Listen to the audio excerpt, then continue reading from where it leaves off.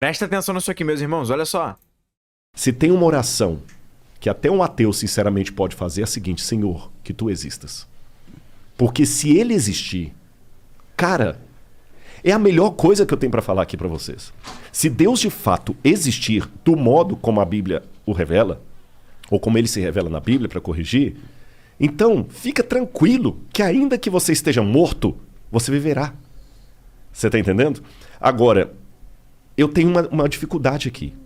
Porque se Deus criou o universo, ele tem que ser muito maior do que o universo. Veja, ele não pode nem pensar, nem raciocinar. Ele sabe.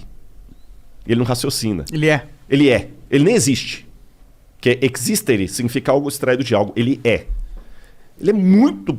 Não tem nem como imaginar Deus. É corretíssimo, porque para você existir, você simplesmente tem que partir por algo, né? Tem que ter sido criado por algo para vir a existir.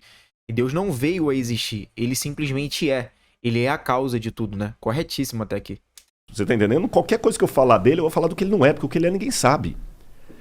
Eu preciso desse Deus supremo para fazer sentido com a criação do universo e tudo que eu tô falando com você, senão ele vai ser Odin, vai ser o pai de Thor. Sim, ele vai ser um ser humano. Um ser humano deificado. Mas, por outro lado, ao mesmo tempo que eu preciso dessa imagem grandiosa de Deus, caramba, eu falei da minha depressão, acho que já tá na hora de eu entrar nesse assunto. Há momentos em que você quer ser abraçado por Deus. Mas como é que você pode abraçar o transcendente? Como é que a eternidade pode caber no meu coração? Ele é tão grandioso. Aí eu descobri uma coisa.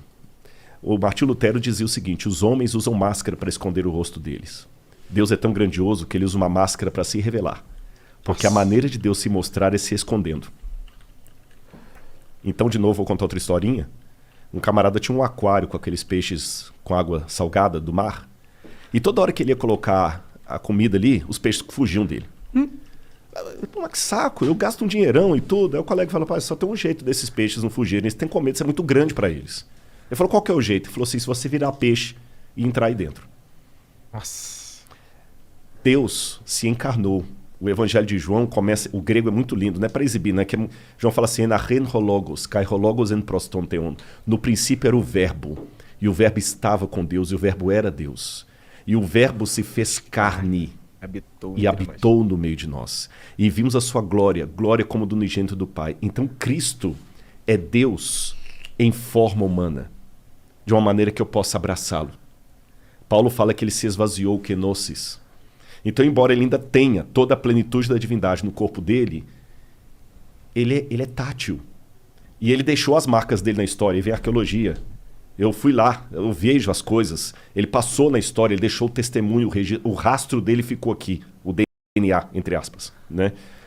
Irmãos, perfeito, né? Perfeito. O Rodrigo, eu gosto da forma que ele fala, da abordagem que ele tem, né? Como eu já disse aqui, deixei claro em outros vídeos, eu não concordo 100% com o Rodrigo em algumas coisas, tá? Já vi algumas mensagens dele, né? Algumas ideias que ele tem, eu não concordo 100%, mas assim, não deixa de ser uma pessoa super inteligente.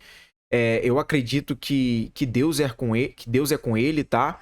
Isso não descarta essas coisas não, tá, irmão? É questão de discordância teológica, isso é normal no âmbito da teologia, tá? Mas, voltando para esse assunto aqui, é muito interessante esse assunto que ele tá abordando nesse podcast aqui do Flow Podcast, né? Irmãos, até ele fala isso, ele usa essa fala, né? Nós não podemos ser apenas seres humanos que procria.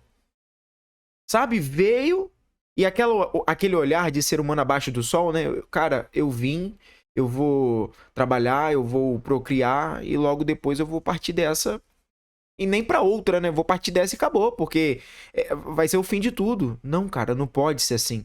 Deus tem um projeto pra tua vida. Deus te escolheu, Deus te separou pra você viver um projeto e um propósito dele aqui nessa terra.